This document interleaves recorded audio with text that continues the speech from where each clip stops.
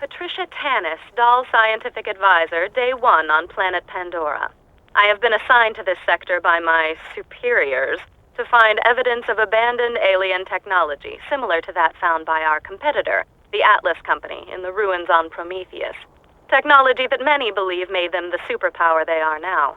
This kind of find seems astronomically improbable on a rock like this, but my benefactors believe in it enough to waste my considerable talents. I've only been here for 3 hours, and I already believe this planet will be the death of me. Scientists do not chase myths and legends.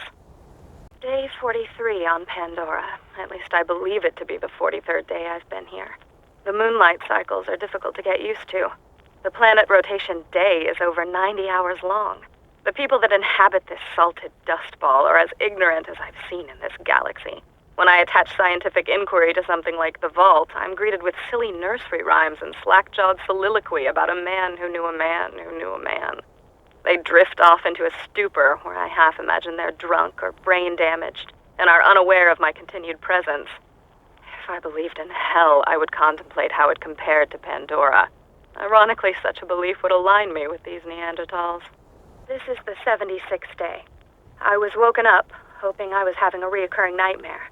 We spent more than 36 hours earlier today relocating our campsite closer to our dig site, only to be ambushed by local wildlife that's hungry coming out of hibernation.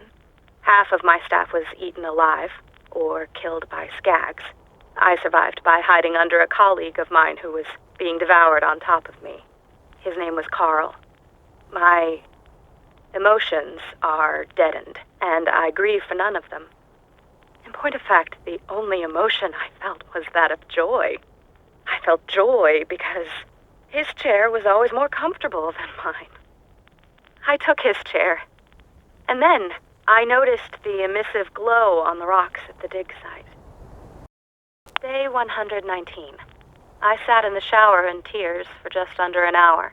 This is interesting, considering we haven't had water for days. I equate my ever-decreasing sanity with that of the population of my dig site. With the investigation of the symbols and glowing patterns at the site, we finally unearthed arguably certifiable proof of the existence of alien life having been here on Pandora. But this celebration was lonely, as I only have 2 colleagues left. And I'm not too fond of the fat girl, Chimay. I've been told that scientific discovery requires sacrifice, but I never understood what they meant until now. Day 172. The fat girl, Chimay, was crushed under an alien ruin that collapsed today. She didn't die right away and begged me to put her out of her misery as she choked on various fluids and bile. I hesitated because she was the last one alive that wasn't me. As she was choking and coughing and dying, I tried to enjoy the interaction, which now? I imagined to be a conversation, as I knew it was the last I would have for a while. When I finally got around to smothering her so that I could continue my research, I could tell that she regretted the decision. The skags have been waiting for this meal for a while. They will not go hungry tonight. Patricia Tannis, Chief Scientific Advisor, Doll Corporation, Day 224. The only conversations I have anymore are with this echo recorder. I've developed a relationship with it.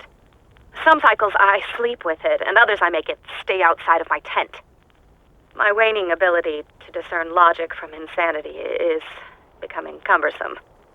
I've been translating Eridan writings.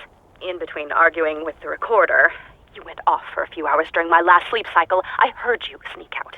If I were to pontificate, I would infer that the Eridan writings show a class-based society that was quite capable of both leadership and of armed conflict.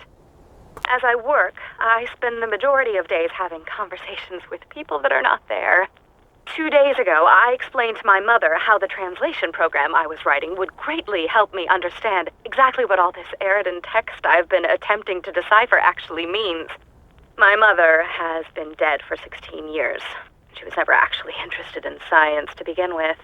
I'm unsure if I'm quite to the point of no return, but my stubbornness, which I got from her in the first place, will keep me here putting up with her until I find exactly where the vault is, or until I drive myself so far off the edge I do not remember why I was doing this in the first place. Day 457. This is exciting.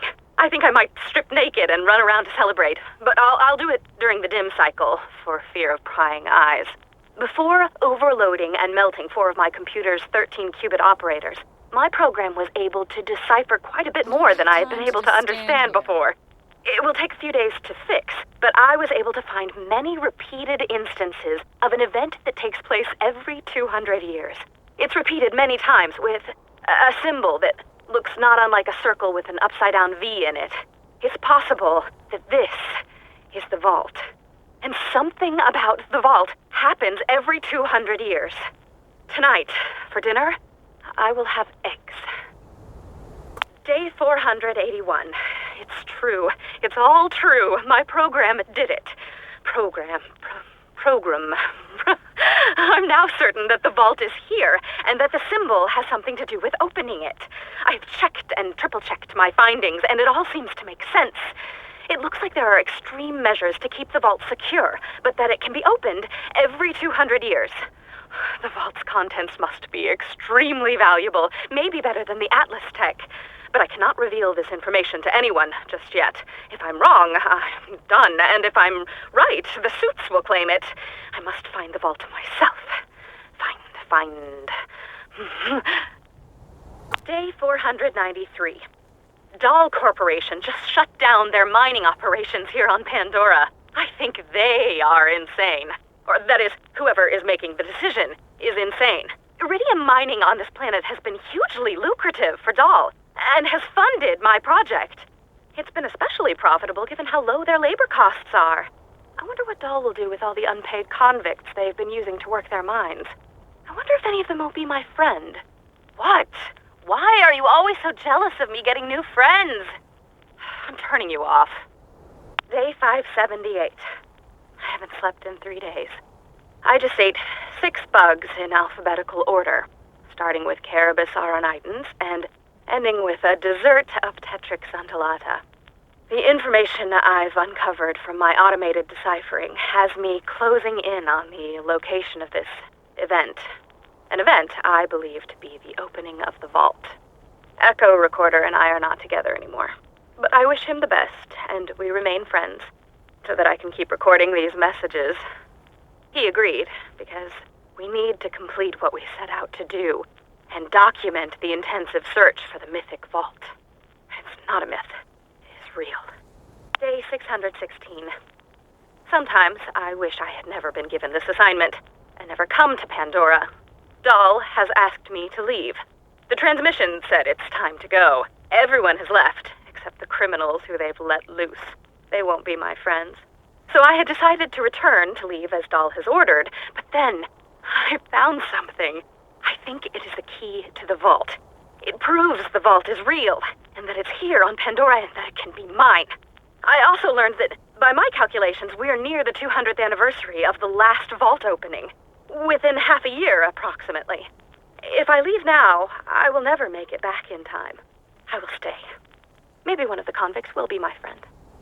Day 653. Today is my birthday. I've been alone for an incalculable amount of time. A convict accidentally crossed over into my encampment this morning, and I allowed him to look about before I shot him in the back several times. I was immediately filled with regret upon doing this, because the human contact, no matter how awkward, would have been nice. I've decided his name was Leslie, and he had a troubled childhood where people would make fun of him for having a girl's name. And the torment eventually led Leslie to a life of crime and debauchery. There was a tattoo on his bum that looked not unlike the name Patricia. I might have imagined the tattoo. The experience compelled me to move the vault key fragment I found so that it can be safe. It's extremely important, so I've given it to the man known as Crazy Earl. He's not crazy. He doesn't like people. The vault key will be safe with him. I also gave him my underwear. Day 684. I seem to be unable to leave camp anymore.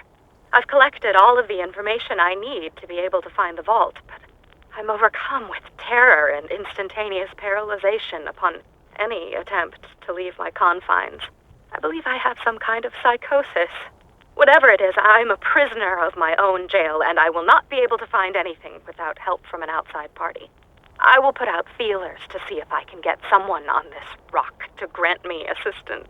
Perhaps I can send an off-world message to attract some vault hunters. Some company would be lovely. Day 718. I woke up outside the camp today. I don't know how I got outside, but I seem to have overcome my inability to leave. This will be my last recording before I scatter the echo recordings as far as I can. My echo recorder has clearly gone crazy, and if I'm not careful, I too might go insane. I will come back and resume my research when I have rid myself of this two-timing recorder. This is Patricia Tannis, signing out.